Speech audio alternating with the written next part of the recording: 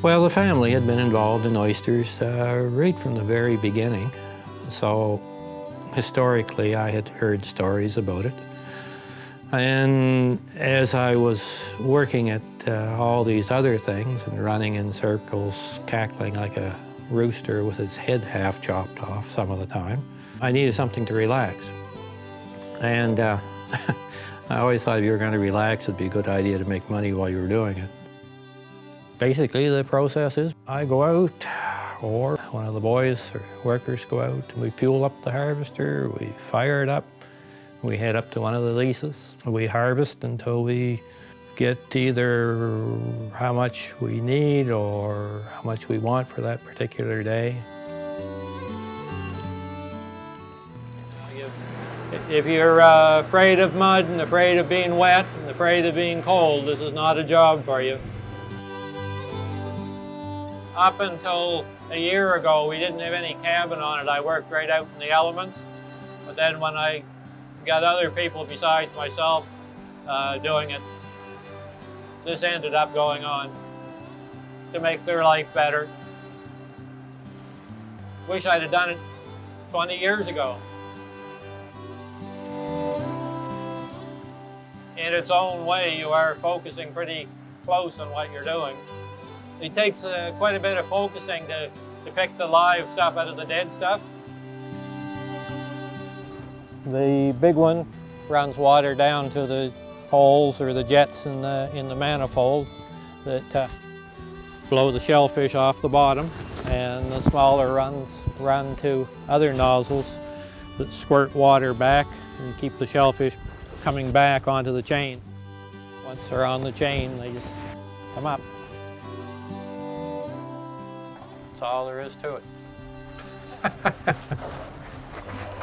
They come into the shore, and we just load them on a pellet. Tractor brings them up the ramp, puts them into the plant. They're taken from the tubs in the plant, dumped on the table, and they're washed, cleaned, graded. And the ones that are ready for market at that time can be sold. It's a simple process, but we're able to track every oyster from the time it comes off the lease straight through until when we ship it by doing it the way we do it.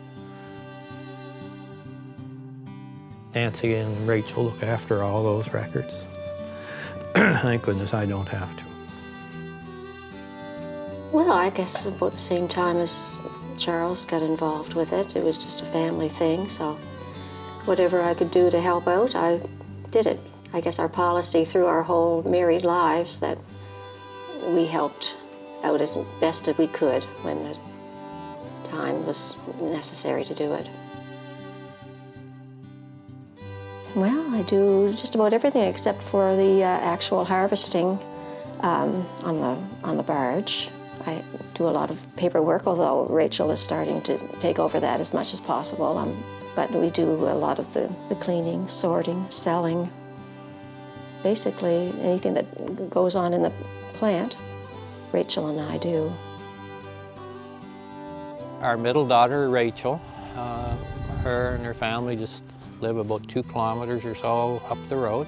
Rachel is in the plant. She's taking over the business here, so it'll continue on.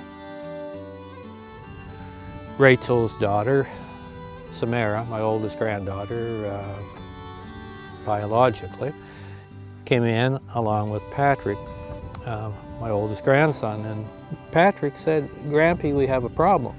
I said, "Well, Pat, what's your problem?" And he said, "Well, we know Aunt Rachel's going to take over for you, but of us, how are we going to know who's going to take over for Aunt Rachel?"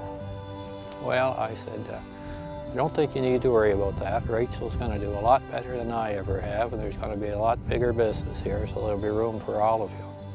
So it looks like it's going to continue on for a few more generations. That's my hope anyway.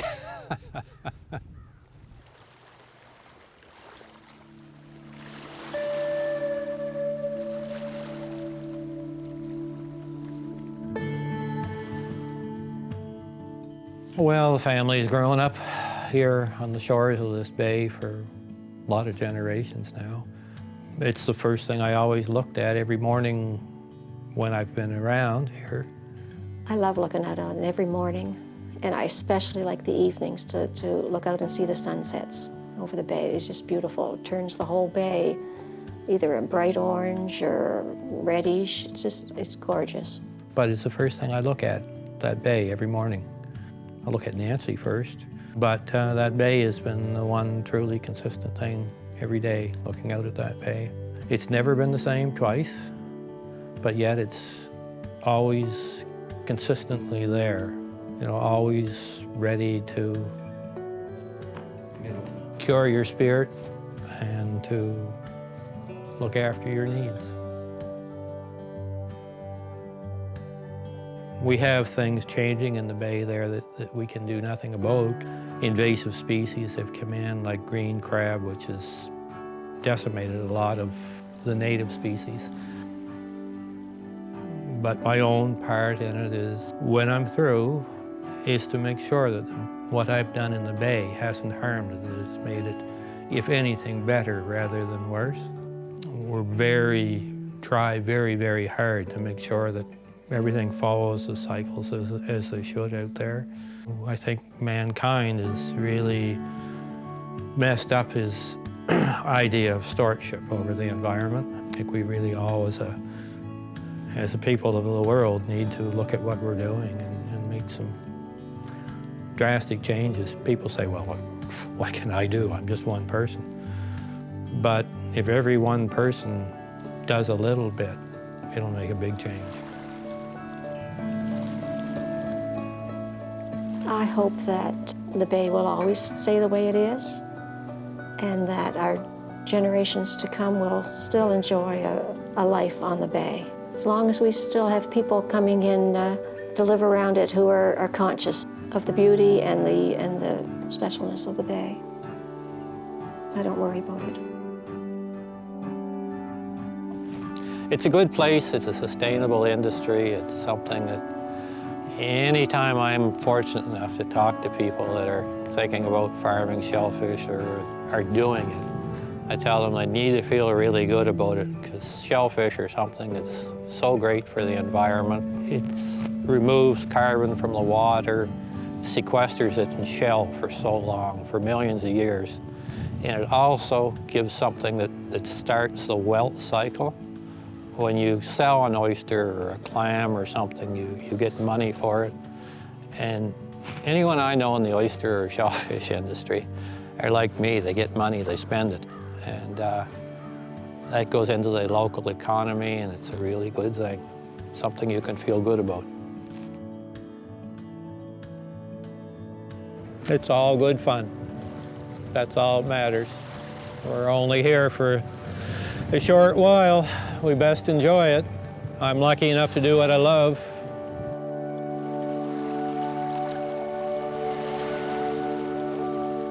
Keeps me out here on the bay.